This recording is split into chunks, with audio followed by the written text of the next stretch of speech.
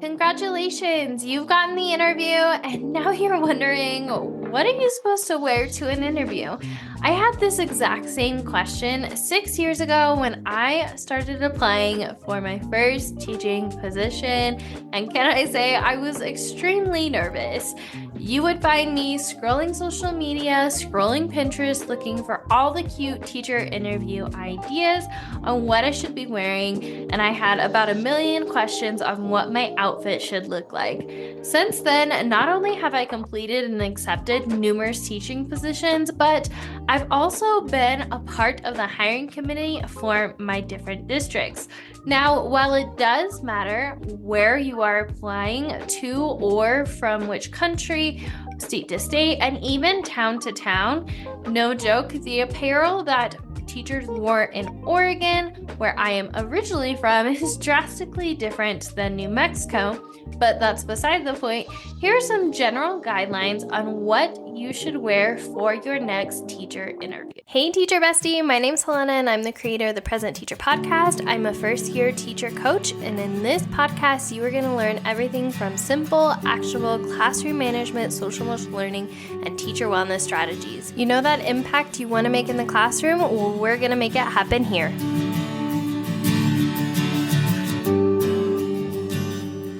Now, a good general rule of thumb is you want to wear clothes that is a slight step up from what you would wear as a teacher. The first thing you might consider wearing during your next teacher interview is a dress. Depending on if you are somebody who likes to wear a dress or not, a dress might be a good choice to wear during an interview. Now, I tend to recommend conservative dresses that cover your shoulders, aren't too short, or you can wear a cover or a cardigan over. But with that being said, you want something that you're confident in and you feel like your best.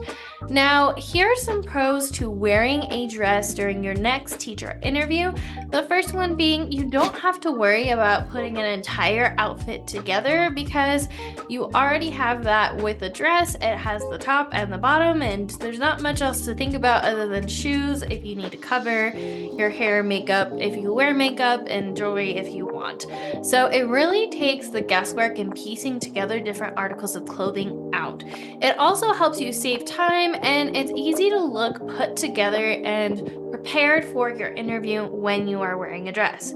Now, here's some things to keep in mind if you are considering wearing a dress during your interview. In general, I personally don't wear a dress to an interview, especially if there's a mini lesson involved, as I am mostly a primary teacher. So during my mini lesson, I might be asked to go on the floor, help students, and I'm not going to want to worry about a wardrobe malfunction while people are observing me during my mini lesson. So that is something that I'm always conscious of, and I recommend that the teachers I work with be conscious of if they are going for their interview. Ask yourself if you are going to be doing a mini lesson, and is this something that you're going to feel confident moving around the classroom if you have to teach a mini lesson. The second article of clothing I recommend wearing during your teacher interview is a good pair of slacks. I love a good pair of slacks, especially if I'm going to teach a mini lesson. What I love about them is they're formal and they're pretty easy to wear and move around in. This is a great option too if you're like me and you're not particularly a dress person or you don't like to wear dresses every day. So here's some overall pros to wearing slacks over a dress. The first one is it's a great option for people who don't like dresses but want to dress formally and business casual. Now, here's something to keep in mind if you wear slacks is it can be harder to figure out how to put an outfit together. It can be slightly more expensive because you're buying 2 articles of clothing as opposed to 1 for your outfit. But if you are tight on money, a hack I recommend is to check out your nearest secondhand store like Goodwill, Salvation Army. Here where I'm at, they have a thing called Savers. You can also check out Ross or TJ Maxx.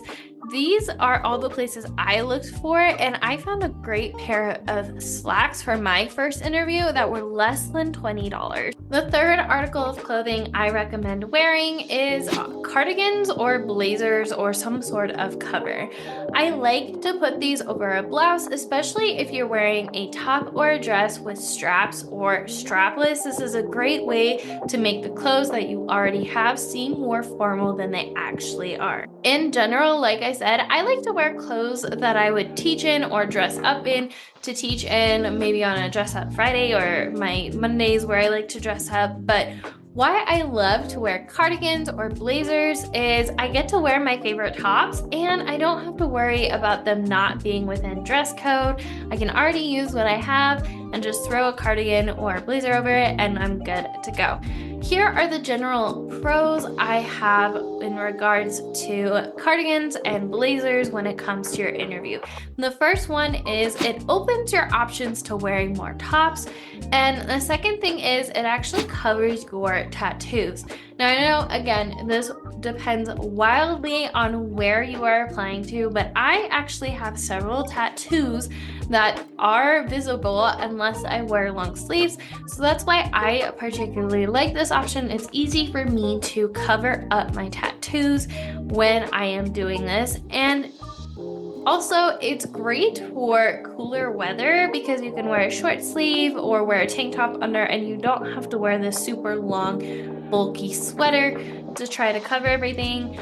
Overall, I just like a good cardigan or blazer. Now, here are some things to keep in mind when you are choosing a cardigan or a blazer. The first one being it might bring the cost of your overall outfit up because, again, it's just adding an additional thing you need to add to your outfit. Plus, it might be a little warmer or tired depending what kind of cardigan you get. As I mentioned earlier, make sure if you're worried about cost to check out your local secondhand or TJ Maxx or Ross, like I mentioned earlier. There is absolutely no shame to wearing secondhand clothes. In fact, my first 3 years of teaching, that's all I wore, and I got several compliments on my outfits, whether it was my teaching outfits or my interview outfits.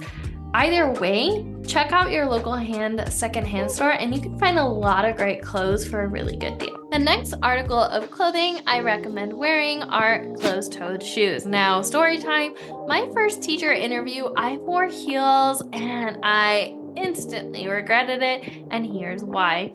Now, a little fun fact about me, I walk on my toes, and yes, my kids like to point it out all the time. So actually wearing heels tends to be a little more supportive for me than flat-toed shoes because I don't tend to walk with flat feet. As I said, walk on my toes. But regardless, it was an absolute nightmare wearing my heels because I had to do a mini lesson.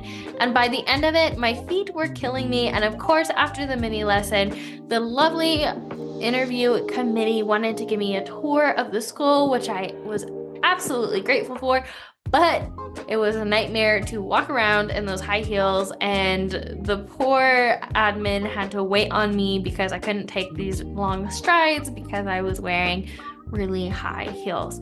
So with that being said, I recommend wearing flat, comfy shoes that are still formal, semi-formal, business casual.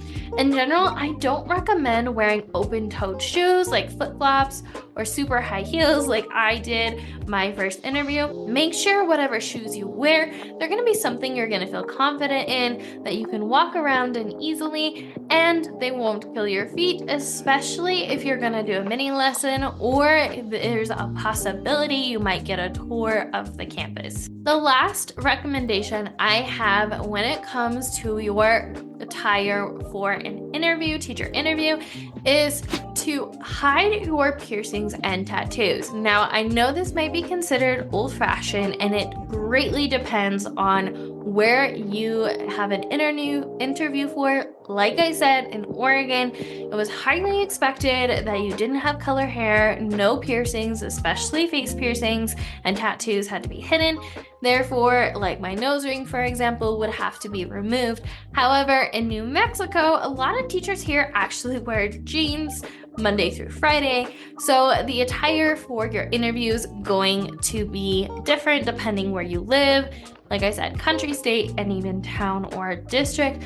But in general, when I am going to an interview and I'm not quite sure what the climate entails for the attire for staff, I tend to dress up and remove any piercings and cover any tattoos. That way they are hidden during the interview if possible. So for example, I have a tattoo behind my ear that many people don't know about. So I like to, when I do an interview, wear my hair down. Like I said, I'll remove this piercing.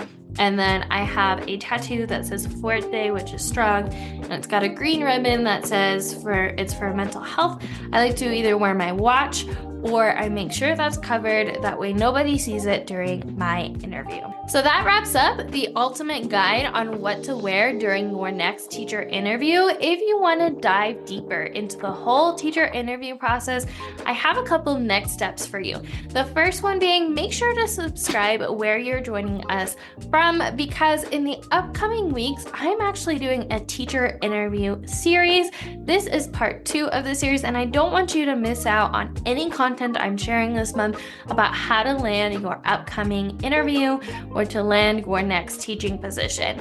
The second resource I have for you is to download the Ultimate Teacher Interview Guide. So over the course of a couple of years, I've received several questions about how to prepare for your upcoming interview, and I noticed a trend that a lot of these questions were very similar or the same question on repeat. So what I did is I took the top questions I get about the interview process and I put it into one single place. That way you can get all your questions answered in one single spot. So that's the other resource that I recommend. The next resource I recommend you check out is to check out the Land Your Dream Job mini course. So this mini course is 5 lessons that walks you through everything you need to know, from researching your dream district to preparing for your interview to following up after your interview. The whole goal is, I know oftentimes teachers who are applying elsewhere are either A, first-time teachers who are undergoing student teaching and applying while they're in college, maybe have a second job, or B, teachers who already are teaching and don't have time to dedicate hours upon end towards the teacher interview process, but still want to find a career or a district that they are in line to and that they'll love. So I created this mini course to walk teachers through in an entire weekend everything they need to do step by step to prepare for their upcoming interview.